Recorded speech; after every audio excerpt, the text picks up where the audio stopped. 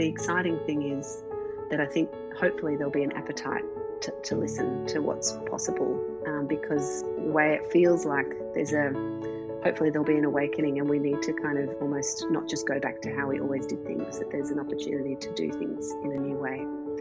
Hello and welcome to the Doyen Interviews with me, Bridget Nathan. The Doyen Interviews is an Australian design podcast that celebrates inspiring women from the arts, architecture and design scene. Fully illustrated by Grace Yeo and accompanied by music from Anon, I'm glad you've tuned in. This mini-season, Lockdown Awakening, is kindly sponsored by Coolon LED Lighting. Coolon is 100% Australian owned and operated. In fact, their lights are made here in my city, Melbourne.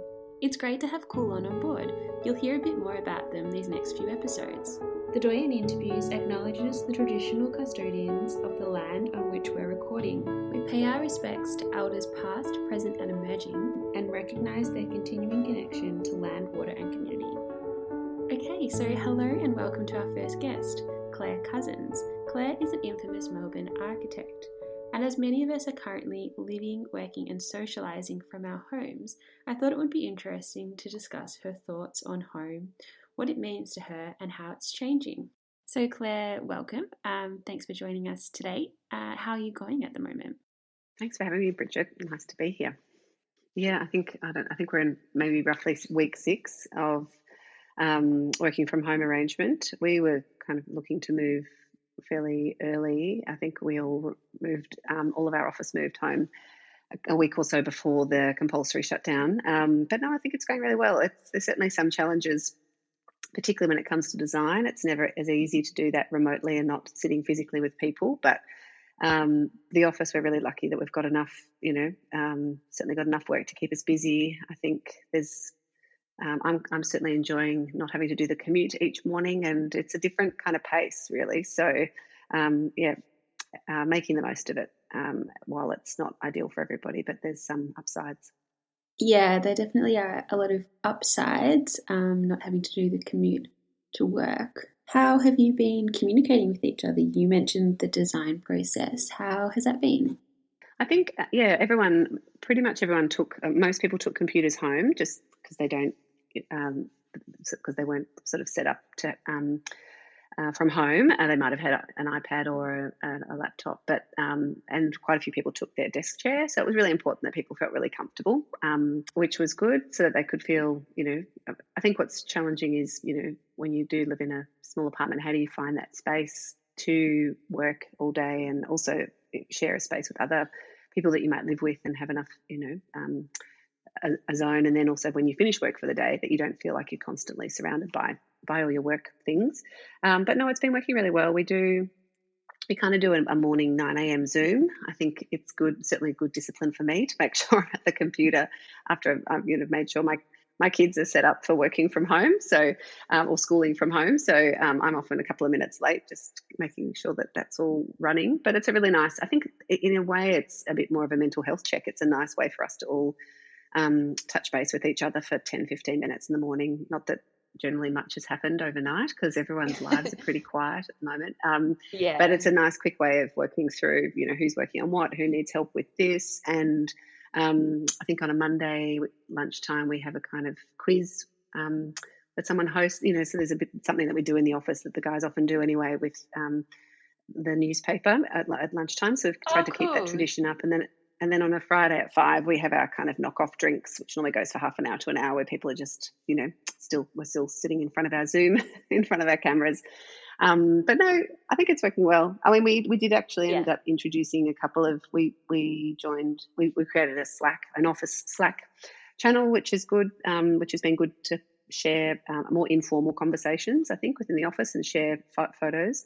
And then we also implemented Trello more as a kind of task-based platform to allocate tasks between people. So it's been quite interesting to see how, when you can't take your physical proximity for granted, how you need to adapt. But it was, I think we adapted really quickly. I think also, I suppose there's certain challenges where we use ArchiCAD in our office, and those licenses sit on the server in the office. And so just getting, the logistics of making sure teamwork when people are, multiple people are working on on 3D models and those kind of things working. So, we've had our, little hiccups, but it's all working pretty well, I think. So, yeah.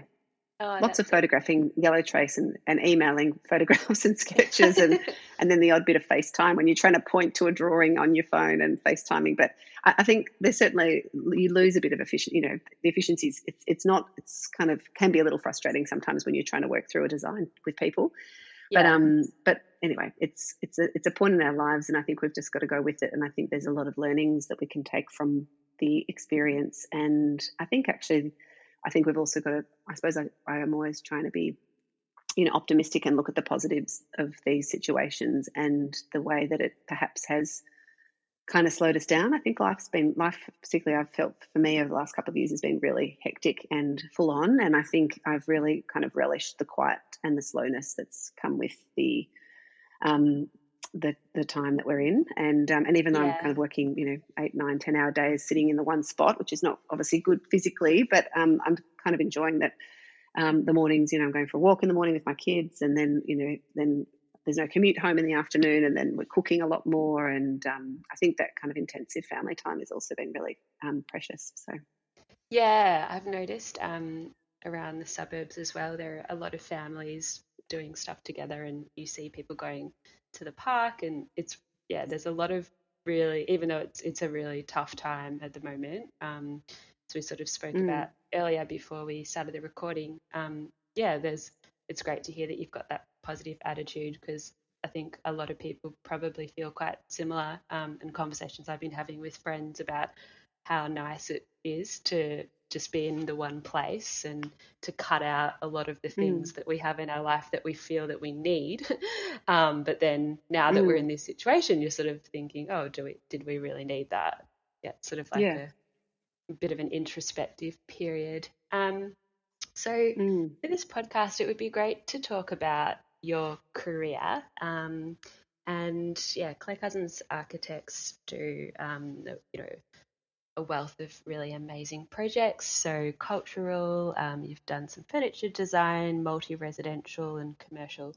But it would be great to focus on housing as a key topic, because we're spending, as we've mentioned, a lot of time in our houses. So looking at Clare Cousins, looking at the past before you even established your practice, how did you get into architecture? What motivated you? You've sort of touched on design and you're known a lot for design. What were sort of like the beginnings to your story? I'm always really interested to hear where people decided when they decided to become architects. It was never it was a last minute. I really fell into it. It was a complete sort of fluke in some respects. And high school for me was when I finished VCE, it was all double math and double science. I really enjoyed the analytical and the logic and the practical and the I suppose the patterns that happen with maths and science. But I always had a kind of creative interests on the side, which might have been more drama and music and those kind of things. I didn't really, beyond when everyone does art at school, when it went into specialising and you're choosing your subjects as you got older through high school, I never continued with art. And I think I was really heading towards engineering because I enjoyed physics and chemistry and whatnot, and thought, oh, that would be really interesting. And then I think at the last minute, I was waiting in the careers counsellor's office waiting room, and they sit down, look at the computer, choose have a look at some careers, and the top of the list was A for architecture. And I was like, oh, architecture, that would be quite interesting. So it was a complete sort of fluke, and I don't remember, but I would imagine I got home. I think the careers counsellor was like, yep, no, probably you can, that would be fine. You've got maths, you've got physics, yes, you could do that. It was at a time too when you didn't need a folio to get into RMIT. I don't know if you do any anymore. And I think I probably would have gone home and mentioned it to mum and dad. And I remember my dad being very enthusiastic about it and thinking it was a great profession. So I just, I got into RMIT. I think that was a bit of a fluke too. I got in on a second round offer. And it was a really great university course for me at the time. I think because I was such a naturally pragmatic kind of person, I found that the teachings at RMIT were very conceptually driven, which really had to tease out, often painfully, more conceptual thinking for me. And I think also that I really enjoyed the amount of contact and tutorials by practitioners, I felt was really exciting to have people who were working in the field coming in and teaching at night. And so it really, Yeah. the structure worked really well, because often studio was at night time, and that meant we could work in architecture practices during the day. So while I started, I think, first year for me was 1994, which was actually still, coming through a very flat time in the market. I ended up getting a job in first year in a small residential practice. But it was, so it was really good having that kind of, bit of architecture, hospitality at night time, studying. And like many of us at that time, I took sort of 7 years to study architecture, and, had time working part-time, and then I did a semester in Berlin, which was interesting, and then back around Europe. And I think that, where you just want that complete immersion in, that experience of living overseas and different, European architecture is so different to what we Yeah. experience here in Australia. So, yeah, and the rest. Oh, wow. That sounds amazing. It sounds like you probably, by the time you finished your degree, you'd gotten some really great experience in practice and also seeing a bit of the world. Did you always think that you would start your own firm, or how did that happen? Was it an opportunity that happened, or was it something that you sort of geared yourself towards? Yeah, again, I don't really ever remember. I think I never thought that I would do anything other than work for myself eventually. I think, I don't know why that was really, but maybe it was just the need for that independence, and also probably being a firstborn, probably to be Yeah. the one that could make decisions and not have to,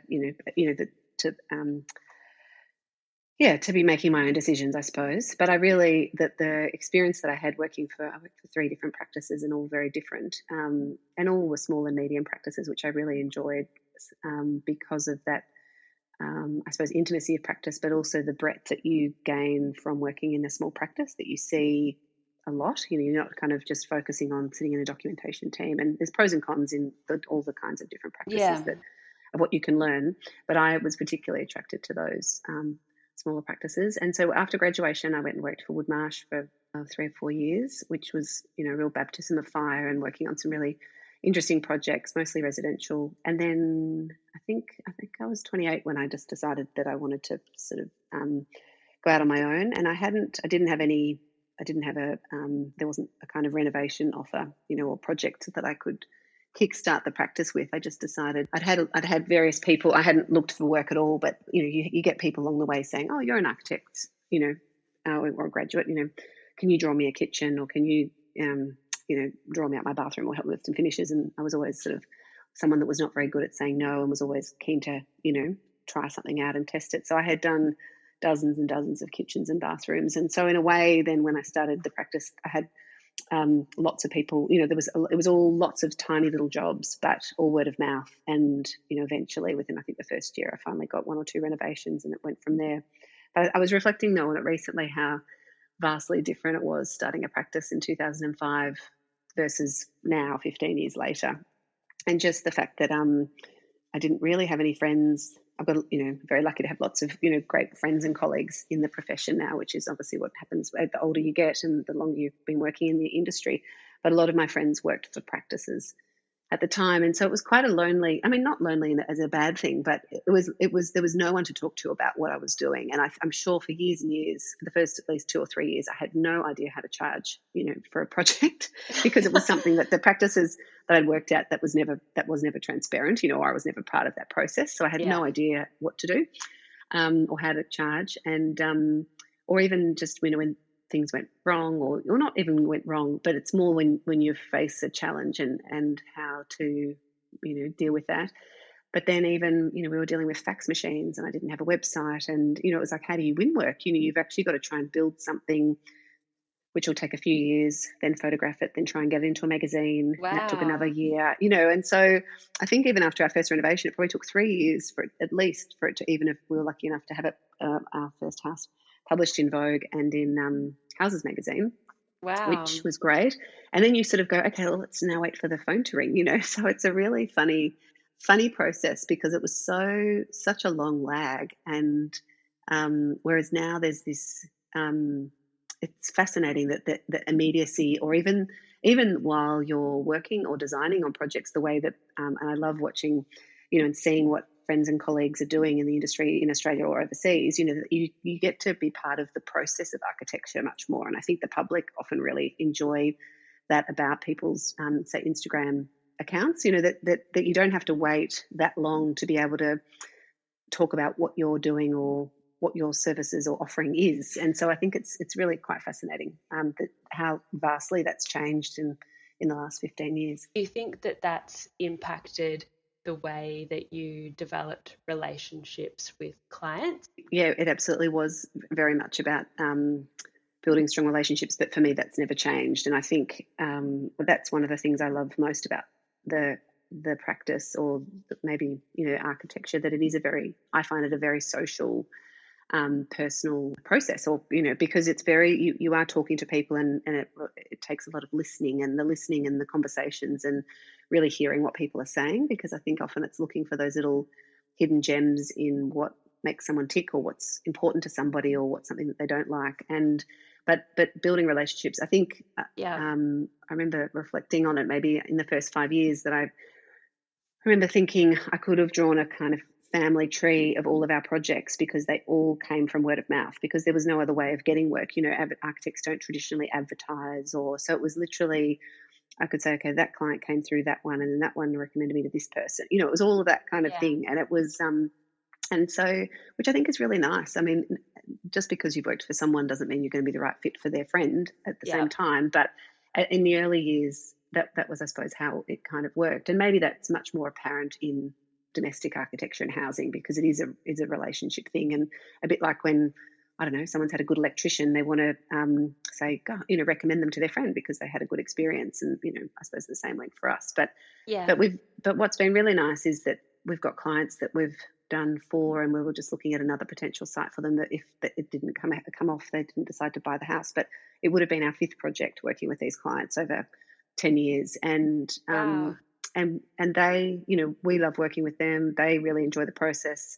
And you sort of often think, oh, well, you're not really often going to do many more than one house for people, because generally it's a big investment and a big process. But some people really enjoy it. And I think that we have a lot of our projects have, we've had a lot of, we do a lot of repeat work for people. And I think that is obviously about building relationships and really enjoying that process together.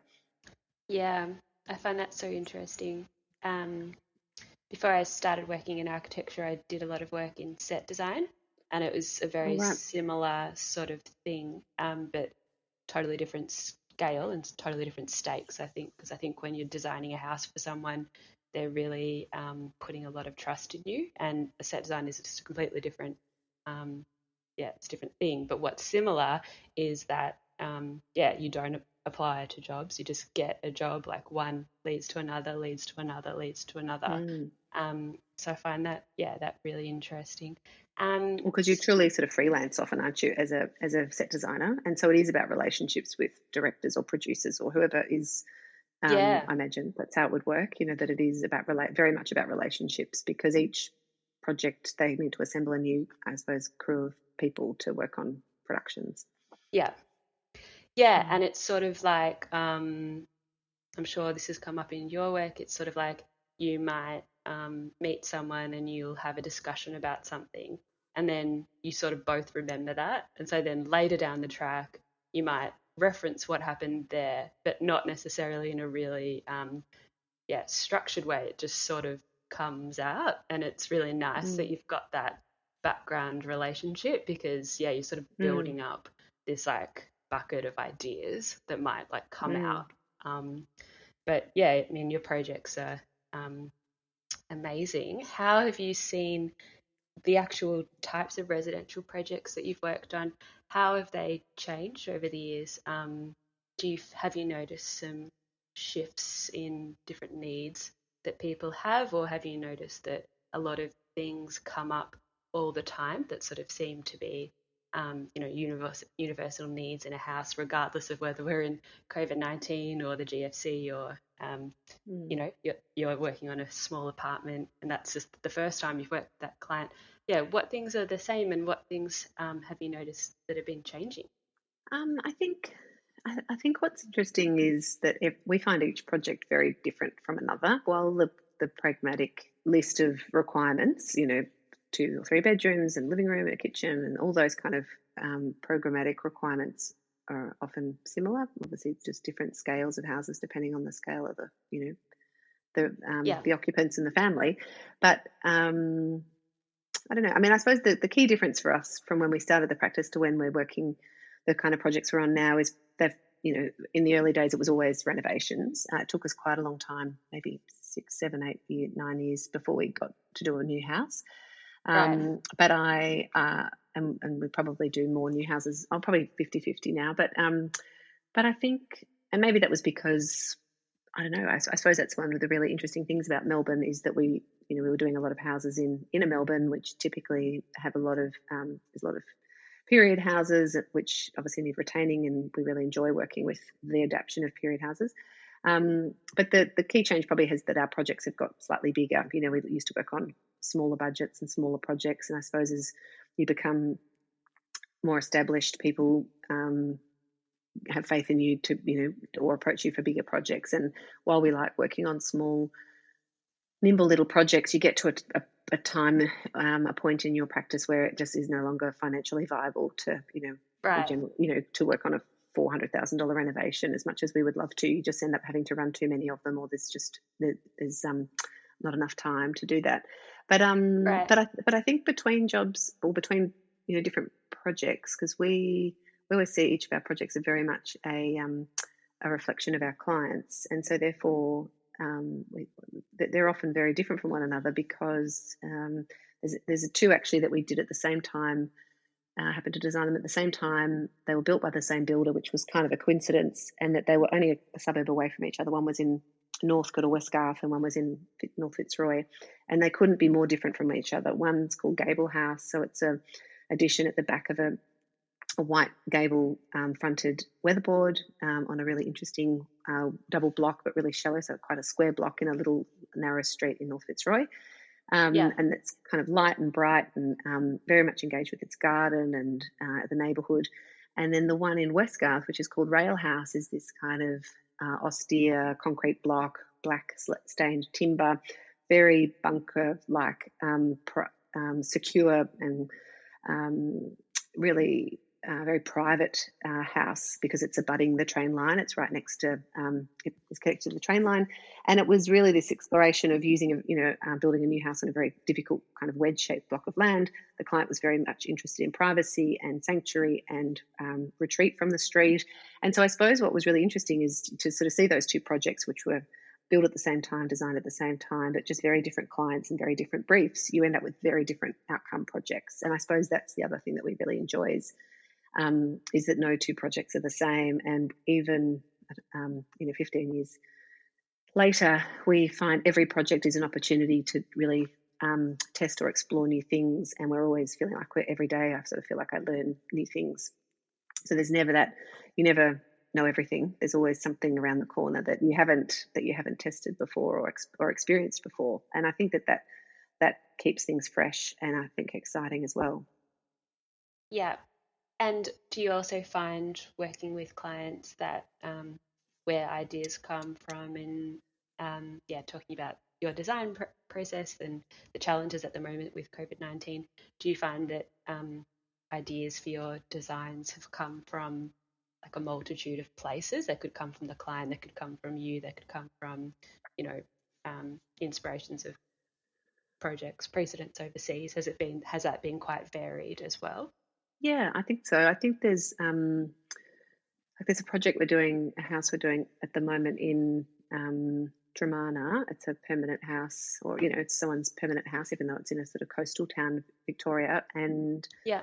the clients, really interesting clients. It's 3 generations of women, and they came to us. And the older client has got a degenerative condition and will probably need to be in a wheelchair in the next couple of years. And so, but they bought this house site because it had a really beautiful view, and it's really quite it's a really steep site. And so from that, so we were looking at orientation, the vista, the connection to landscape. But then we've got the challenge of how do we try and traverse this house and make it really livable for someone in a wheelchair that can enjoy the garden. And so anyway, it's two pavilions with a sort of sleeping pavilion towards the street, and then we decided to create this bridge to really enhance the separation between the two pavilions, and so that there's that experience as you cross from one to the other through this bridge across an elevated, across a garden below. And in a way, it kind of reminded me when we were working on it of a visit that Mel Bright, Amy Muir, and I did a few years ago when we were in Switzerland after the Venice Biennale. We were sort of traipsing around Yeah. Italy and Switzerland and went and visited a lot of Mario Botta's work, and he's got that fantastic house on the lake in Switzerland, which is one of my favourite houses, this red kind of bridge that goes to this double-storey concrete block house. It's really austere in this beautiful Swiss landscape.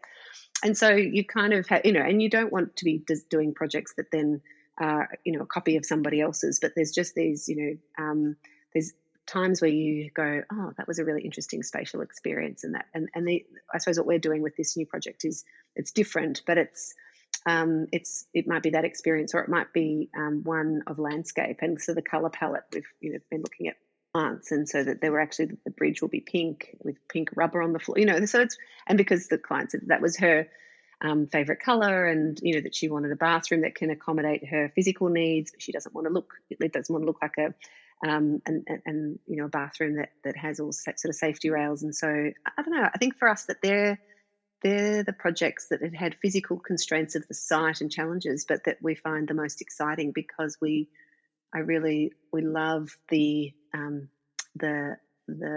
suppose opportunity to solve not problems, but solve constraints and find solutions that then make a client's living arrangements, an absolute sort of delight. And you can still do that with lean budgets and whatever. We're really trying to make it a kind of efficient footprint, but it's really interesting, and looking at how it will work for the family now, and then even fast forward into 15, 20 years time, that the lower level could be a self-contained apartment that could be then rented out to generate passive income for the family. And so it's really interesting. And so for us, it's always about looking at broadly at different influences, whether it be film. The amount of times I've photographed, I've paused a film and then photographed a sort of scene because something looks, really interesting. I'm like, wow, that looks great, So, but for me, it's always it is always visual, whether it be artwork or sculpture or a landscape, or, even colours from a landscape, and often, obviously very, influential architecture. And for me, often with architecture, it often ends up being, work. I love kind of brutalist, that sort of toughness of brutal architecture, but then exploring how we can bring elements of softness to very kind of tough forms as well. So I suppose that's the kind of thing that we're often exploring. Right. Yeah, that was sort of and it leads well into another one of my questions, which was about this relationship between the inside and the outside. And I've read a few times that your work is, you've obviously got very strong interiors, and a lot of the time your interior environments are, they're photographed very well and they're shared. But it's also equally the architecture, like how it's typically known as, like the walls and the structure and the form of the building. You have really beautiful forms, and they seem to me, my impression is that they work really well together. You seem to have a really holistic or well resolved relationship between the inside and the outside. Is that something that's evolved through your experiences in practice? Yeah, I think we never it would be very rare for us to come up with, I'm kind of trying to think of an example if we ever have, but I don't think we have. We would never look at imposing a kind of form in a landscape and then trying to back solve it for the interior. I suppose it's always about thinking, how do we want to occupy space, and what's the relationship that we want to have with the landscape, and orientation, and it's tricky because sometimes you're trying to work through the kind of spatial brief and how big and how much space, the quantum of space that people need, and that's something that again we try and interrogate a lot, and really try and encourage we're often trying to encourage houses and spaces to be smaller and more efficient and more flexible and multifunctional, so that, because we do Yeah. find our houses are fairly dense with storage and joinery and those kind of things, and often we do quite a lot of built-in furniture, which I suppose adds sometimes to the cost, because you're building more into smaller spaces, but at the same time it liberates spaces from not needing to have so many pieces of furniture, and so, which often can make spaces feel smaller. So it's so I'm jumping around a bit, but I think back No, to it's great. I think back to the it sounds a little cliche, but it was something that we did a lot from the beginning and talked about, I suppose, is designing houses from the inside out. And I also reflect back to when we first started doing houses, and sort of 15 years ago. It's so different now, but there really seemed to be this kind of almost disdain for interiors. That was what I experienced when I was Right. starting my practice, because I loved interiors and had I loved the I suppose the materials and the small details and those kind of things. And maybe it was also because I was starting with smaller projects, but really Yeah. thinking about those internal spaces and then seeing how that kind of worked externally. You can't just design a space and then see what the outcome is, because it looks like it could look like a hodgepodge. You've got to then go move Yeah. back outside, play with the form, and then come back inside again. So it's a constant moving kind of lens that you're looking at. But back when I sort of established the practice, I really remember architects almost looking down their nose at the idea of the interior. I don't know what it was. It was almost like, oh no, we don't do that, or there just didn't seem to be that much interest or care that it seemed to be. And maybe it was just the circles that I cross paths in, but there was it was much more about the form and the architecture and the sort of the form of the building. Whereas that, couldn't be further from the truth. I think there's, whether it's been, who knows, like the interest from the public in interiors now and design, and that has completely, changed, and that many architects, are really very good at and very skilled at doing beautiful interiors and very crafted interiors, and that doesn't need to be relegated to someone else. That an architect can provide a very holistic, I suppose, project and building. Which, it's interesting. I mean, I think for me with the interiors, I suppose the key thing is that we want our spaces to, it's like, how do you have that sense of comfort and quality of space? And I think often the comment clients, when we've finished houses for them, that they're often, saying, oh, we can't believe this is our house. It's so exciting, because they've been through this kind of almost birthing process of, talking about it for a year and then seeing it come to life on site. And what often surprises me is actually how little they understood that it was going to look like. And I'm like, what? I can't believe that they had so much faith, because you think that you've shown them models and you've given them 3D, images from time to time, and they still don't truly understand what it's going to look like until they can see it in the space, and then the excitement that they see. But I think what I really enjoy is when they kind of say to me, if weeks or a month later, that it's how they feel in the space that is the most special, that they really feel comfortable, and that it's a space that they love spending time in. And I think there is those qualities that how do you make spaces have that quality? And it's not the furniture that you put in them. It's, they can be empty or with very basic furniture, but it's thinking about aspect and windows and making sure there is enough solid walls that you feel cozy and comfortable, and that you don't have your back to a corridor, and all of those kind of qualities of, and how people move through space. And I think that's often something that's quite hard to articulate, but I think it's a real skill in making those kind of, and I think going back to the theme of home, that's probably one of the most important. I mean, obviously it creates shelter, but that sense of comfort and feeling really protected and at ease and relaxed is, I suppose, a really important factor, and that doesn't relate to necessarily to furniture. It's about the quality of space. Yeah, absolutely. And it's definitely like, it's your home base. And at the moment, home is something that's really important. So it's probably, I'd imagine that you're thinking about a whole range of things that can happen in people's homes. I also have noticed that some of the homes that you've been working on are multi-residential. So there's the Nightingale Evergreen project and other projects that are also multi-residential, not part of that same model. Could you introduce a little bit about what Nightingale is and how you've been involved in homes that create, well, I mean, a lot of homes create a sense of community through how they're designed and what they're interacting with, but Nightingale is a whole other amazing thing. How's the process been, and what is Nightingale, and what's your involvement been with the Nightingale Evergreen project? Yeah, I think Jeremy Jeremy McLeod, who was really, I suppose it was his brainchild, came to me back when they were looking to raise money to or to help co-fund the Nightingale One, and so Right. Ben, my husband, and I took some money out of our home loan, and I suppose a whole lot of architects and people kind of micro invested into that project Right. as investors, equity investors.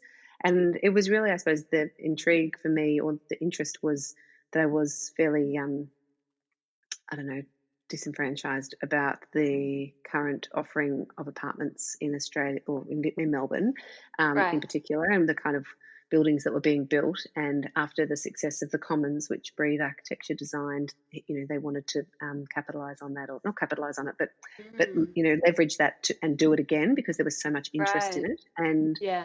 that there was this sense of community. And so that was a great Mm. process to be part of. It was a very much a silent investment, but just to watch and feel pleased that we could have had a small contribution to that.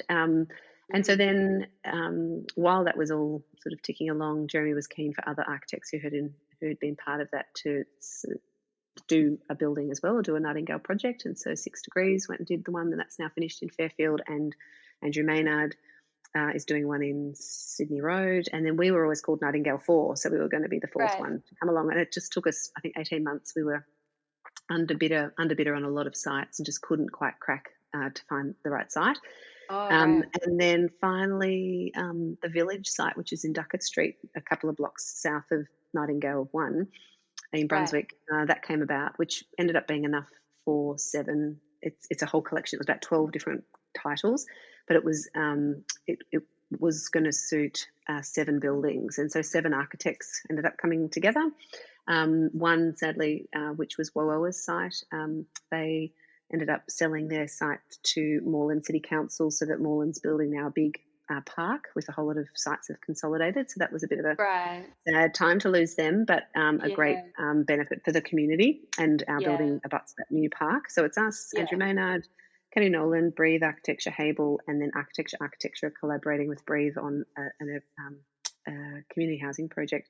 So I think the exciting thing is just having done it together. I think all practices bring different experiences. I think having someone like Hable, who are certainly a much bigger practice, I think 130 people in Melbourne, and more experienced in delivering, many, many multi-res projects. And then with the other practices being, I suppose, more smaller and design focused. So it's been a really great process, and I think it's given a lot of us a much better understanding and appreciation for what developers do. It's a tough thing to do, because the architecture part of it is sort of half of the work, and the managing director of actually being the developer is a completely different skill set and completely different responsibility. But just actually understanding that whole market, I think, is really valuable. The whole lending market, and the debt to equity ratios, and the feasibilities. And we've been working with Fontic, who are project managers that we appointed, and it's been a huge amount of work, and probably way more than we all expected, because of the nature of collaboration. You end up,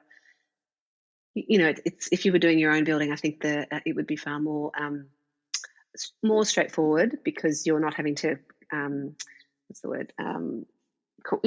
Collaborate or coordinate with everyone and get consensus. It's a bit like, essentially, we're like a board of directors, so we often have to come. We have monthly board meetings trying to bring together and make collective decisions.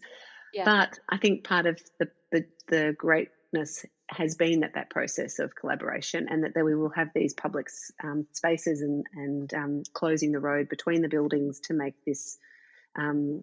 The road will now be a sort of small, pocket park, and so I've just learnt so much in the last couple of years. It's kind of hard to fathom, and then that gives you new appreciation, but new skills to then. So then we've gone into looking at. We've taken on some other multi-res projects and being very particular about who we wanted to work with, but some other projects with developers.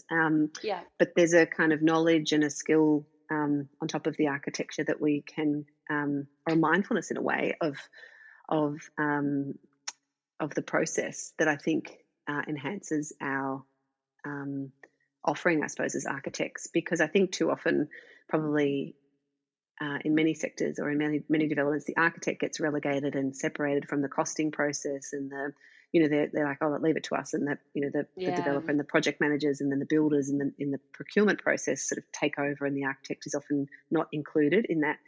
Even the value management, when projects need to be value managed. But I think architects should be part of that process because they can really help guide where to save money, where to spend money, all of those kind of things. So it's been really good. But I suppose that's the business side of it. The community side has also been the really exciting thing. I think the way that Nightingale projects are sold, so to speak, is to owner occupiers. They're not investment commodities, and that they were balloted in a very democratic kind of process, not sold through a real estate agent. And having information sessions and having hundreds of people come along and listen to what the project is about and the aspirations.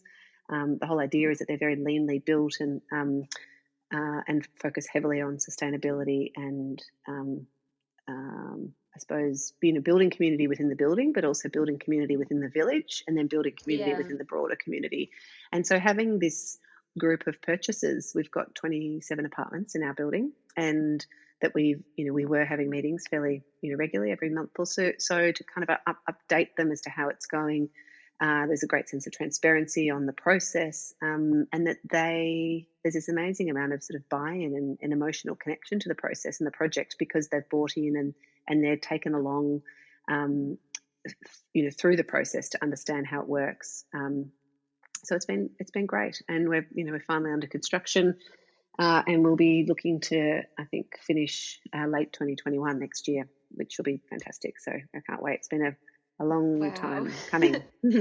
Yeah, it will be amazing to see people in there and it up and running.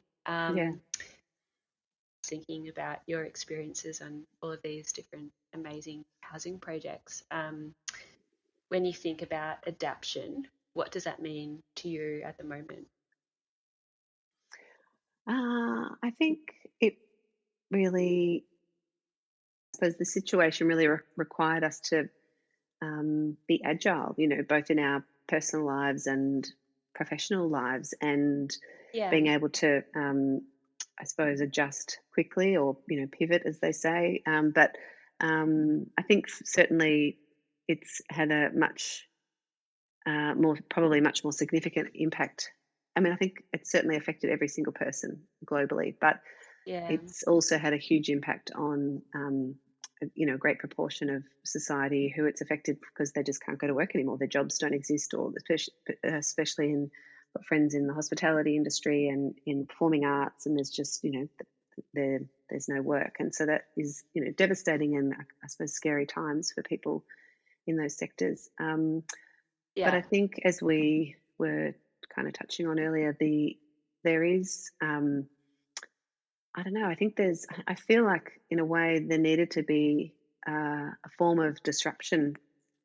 I think there's, even after Australia's summer with the, devastating bushfires, then all the kind of environmental protests that were happening last year, and it kind of felt like no matter how much we and people spoke about it, it was kind of falling on deaf ears. And so I think it's almost maybe this kind of awakening that governments and society really needs to listen to. It's almost this disruptor that has kind of shaken everybody, and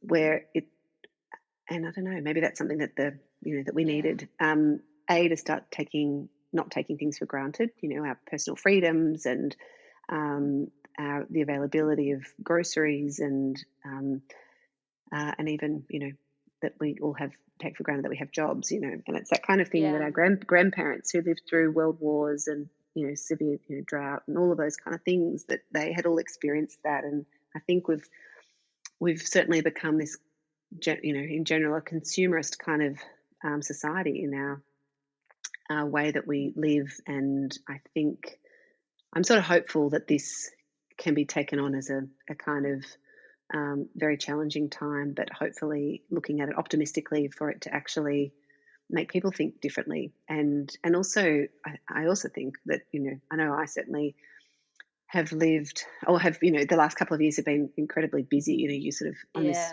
Yeah. rat, wheel running around, and Yeah. and that's fine. I mean, I sort of like living a fast-paced life, and Yeah.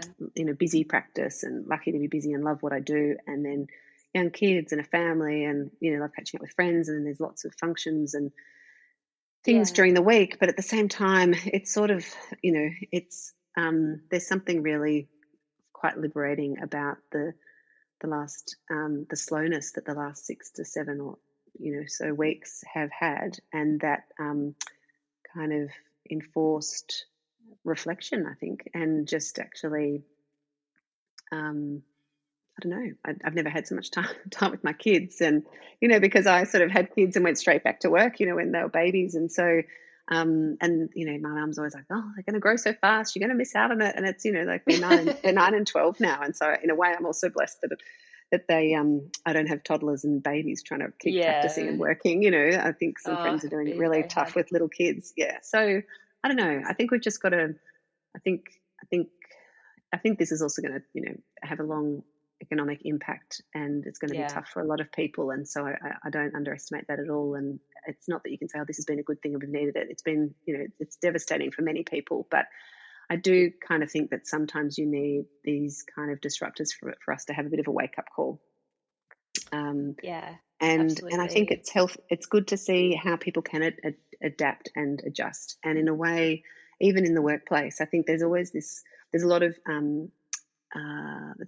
I suppose employers that you hear anecdotally that there wasn't often a lot of flexibility with people's working arrangements. And I think that this environment has shown probably employers and managers and executives that people can do a really good job working from home, and that actually having work flexibility, and certainly even having a lot of more meetings on Zoom, and maybe that helps people, can encourages people to travel less for meetings, and really only travel for essential kind of requirements. I know Yeah. I'm at the board at the Institute of Architects, and we've been meeting regularly, and we last year had actually started to reduce our face-to-face board meetings for cost and environmental reasons, to minimise Right.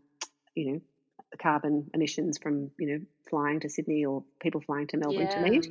And because there's certain times that you do need to meet face to face, but with Zoom or whichever platform people use, it's so effective that you just don't need to do it. And then you also save that you don't have the time of going to the airport, flying to a place, sitting in a meeting room, and then flying back again. So I think hopefully there are a lot of lessons that organisations and people can take from this experience that will actually be positive outcomes.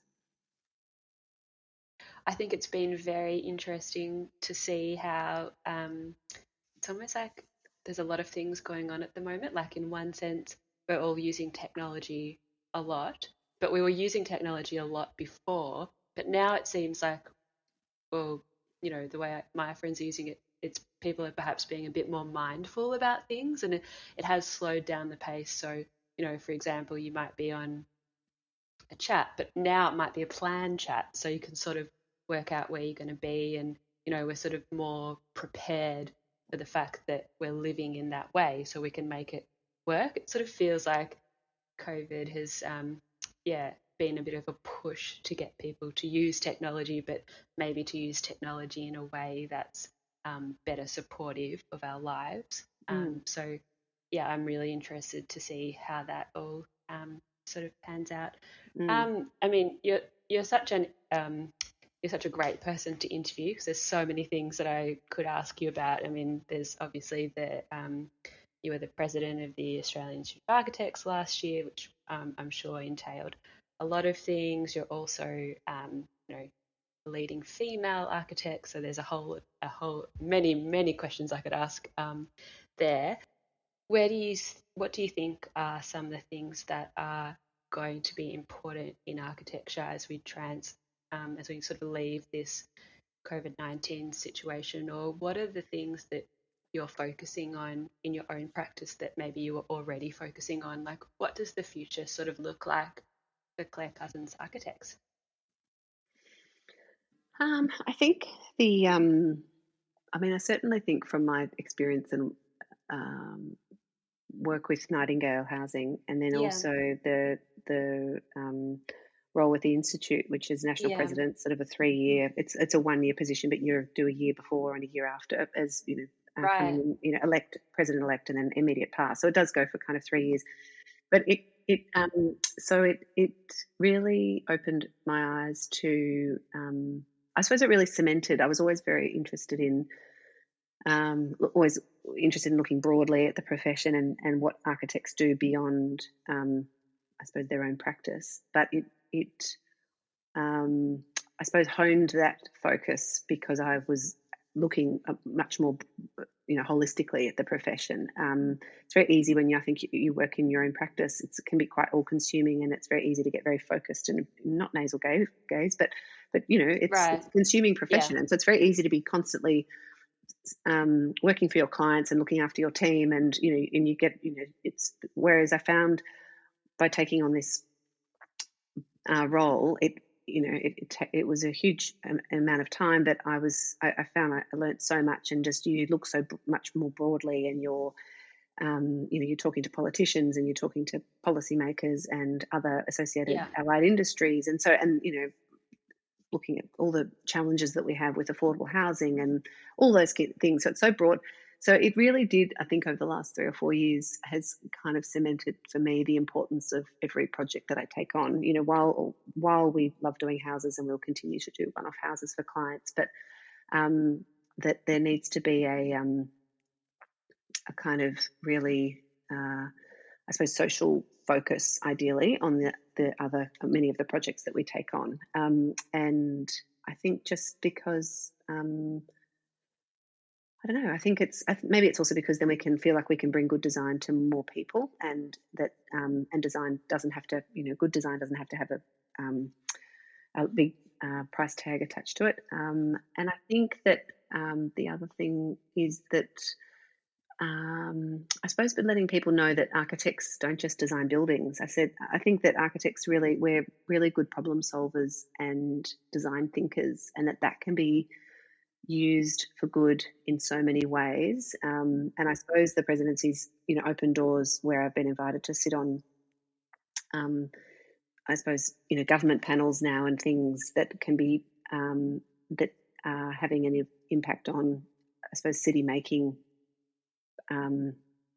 policies and decisions and those kind of things. And so it's starting to, and I think given coming out of COVID, that kind of design thinking and forward thinking and strategic thinking is going to be so important in the recovery, and I suppose stimulus to stimulate the economy, for jobs and I suppose prosperity, and we need projects because there is probably going to be a decline in multi-residential, and so there's certainly a lot of advocacy happening at the moment to try and have stimulus in affordable and social housing. So how can the government do that? And so it's how can architects get involved in that and help. Uh, yeah, because I think there's always been, I think the challenge the challenge that the profession still faces is that I don't feel the profession or architects are taken seriously enough, not like the legal or the medical profession. So, you'll watch the news, and the AMA or the Law Society or whoever they are, they're often asked for their opinion on things and what should we do. And there's so many times that we put out press releases, and there's so much good content. And there's so many people who know a lot about it, but there tends to be this, know a lot about, whether anything to do with the built environment, but they'll listen to other organisations before they listen to architects. And ironically, some of the other organisations really are lobbying for the sake of their members, which really often only leads to more work and profitability of some industries. Whereas with architecture and architects, there is an altruistic side to what architects are talking about. We do have very keen interest in the long-term benefits to the Yeah. built environment and to environmental policies and the sustainability of the way we live. And that's because architecture is a profession. So we sign up to a code of ethics, and like a doctor does, like a lawyer Yeah. does. Whereas builders don't, developers don't. All of Yeah. those other parts of the construction industry. And so it's not to say that we're right and they're wrong, but I think we need to have a stronger voice. And I think it doesn't actually.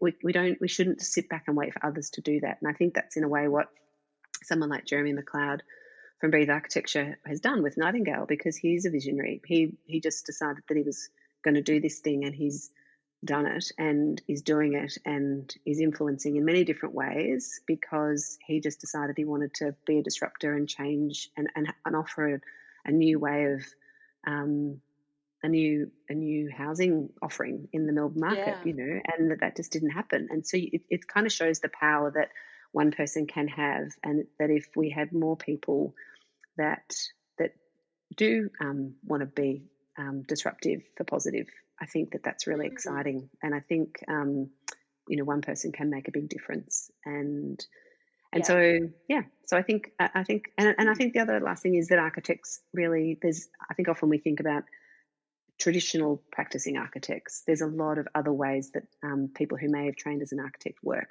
and whether it be in there are some great people that work in policy making, like Shelley Penn, is fantastic. Yeah. Who was the next national president, or Right. Yeah. or they work in urban design, or it's just it doesn't. There's all the people that work in academia, or research and those kind of things. So it's I don't know. I think they're all going to be. I think the exciting thing is that I think hopefully there'll be an appetite to listen to what's possible, because Right. the way it feels like hopefully there'll be an awakening, and we need to kind of almost not just go back to how we always did things, that there's an opportunity to do things in a new way. Wow. That's great.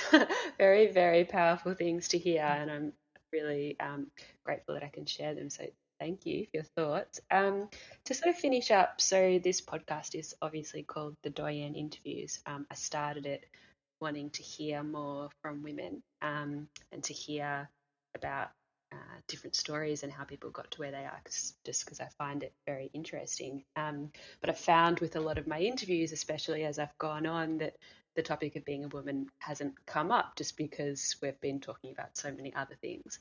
So I do think it's great that it is just women, because even without talking about female issues, or what are sometimes seen as female issues, it does sort of give a really strong message. So that's really good. So just to sort of wrap up the interview, this advice that you're giving, is there anything in that, in terms of advocacy and disruption, that are there any comments that you would make to either women in the profession, or just to people in the profession, but from a female perspective? Is there any advice that you would give to people, or that you would look back on your career? Are there any comments that you'd want to share? I think for me, in a way, I think the friendships that I've made in the profession are so Yeah. strong, and that's with men and women. It's Yeah. architects and colleagues. But I think Yeah. when you have, and I still remember the first institute conference I went to, which was, I don't know, maybe 12 years ago or something. I still remember. Very funny. I think it was I had gone to I think it must have been in Melbourne, but I remember going. I didn't know anyone, and I just had my a baby. I don't know. I was still breastfeeding, and so it must have been 5 months later. And so I'd had my hand breast pump that I took in my handbag, and I literally didn't know a soul. And I thought, oh well, I'll just go and sit in the toilet cubicle and express milk on the breaks, because I was just didn't know a soul, and B, I was kind of, I Wow. had to do it anyway because I had to relieve, the baby was at home, it was a Saturday or something. But and then I thought, oh, it's so depressing. I don't know anyone, but I was there because I wanted to, be immersed for 2 days in architecture. And then now to feeling like I, have just made some of my closest friends are architects in the profession. And I think the reason, and the Institute did that. The Institute was the conduit for me to meet these people, and the kind of the small practice forums and the committees that I've joined. And there are, groups where, I go to a medium practice forum. There's, probably 20 of us different practitioners that come together every couple of months and really just talk about the business of architecture and support one another. And that we know we can pick up the phone and say, I'm having this, issue, or I'm going for this, we're tendering on this job, have you done that kind of work before or whatever. And I think, to go back to your question, building that network of friends and colleagues is so, I suppose, empowering, because you feel so supported. And I think that when you go back to the idea of advocating or wanting to push the boundaries, or be a leader for something, when you feel that you've got a whole lot of colleagues and friends that have your back, you feel so much more powerful to do that. And I think that that's a really great thing to do. And I think it would apply to any sector that you're in. But I think, architecture is a really hard, we talk about it like in the office all the time. It's a tough industry. It's a hard, and we mainly do residential. We don't even do a lot of commercial, which is the much, more, I suppose, can be much more combative environment for architects to work in. And so I think, we've got to stand up for not putting up with, poor working conditions or combative environments with contractors on site, or, so I think whatever it is, whether it's advocating for good sustainability policies or environmental policies, or, gender equality, or, I don't know, a stimulus package for the economy. It's about banding together and I don't know, bouncing ideas off colleagues and friends. And sometimes it is easier to do it with a group of you rather than just you on your own. But I think there is a great community of architects out there, and we're very lucky to have that. And I think even things like social media platforms really even have helped bond interstate architects. I felt that has become much more connected, even if they're people we don't speak to all the time. You feel that sense of support and connection. It's a very positive, supportive environment of, and when ironically often we're all competing against each other for the same clients and jobs. Often I'll hear that I'm up against, 2 or 3 of my, close architect friends, and I'm thrilled when one of them gets it, or if I get it, or whatever. Like it really is a very great collegiate, there's no room for anything but that, really. But I think that's very empowering. Yeah, I find that really, really interesting to hear. I have an interview planned in about a month with Mel Bright. Well, we were at uni on the first day of school, first day of uni together. We went up in the lift together. So yeah. So we're very, very dear friends. But we did start uni on the first day, and it was very funny. So it's been a long history. And we'll have a great conversation with her. She's great. So I look forward to hearing it. Yeah. Yes, Claire, thank you so much for your time today. I'm really, really excited to share this interview. I think a lot of people will really enjoy listening to it. And congratulations on your projects and everything you've achieved. And I can't wait to see what you get up to next. Thanks so much for having me, Bridget. I really enjoyed our chat. Thanks. Thanks, Claire, for your time. I really enjoyed this conversation, especially during the lockdown period. Next up, we'll be chatting to Marina Carroll. I hope you can join us. With the projects, I work a lot, in an area called strategy. So often it's that very, very front end before, a brief even exists.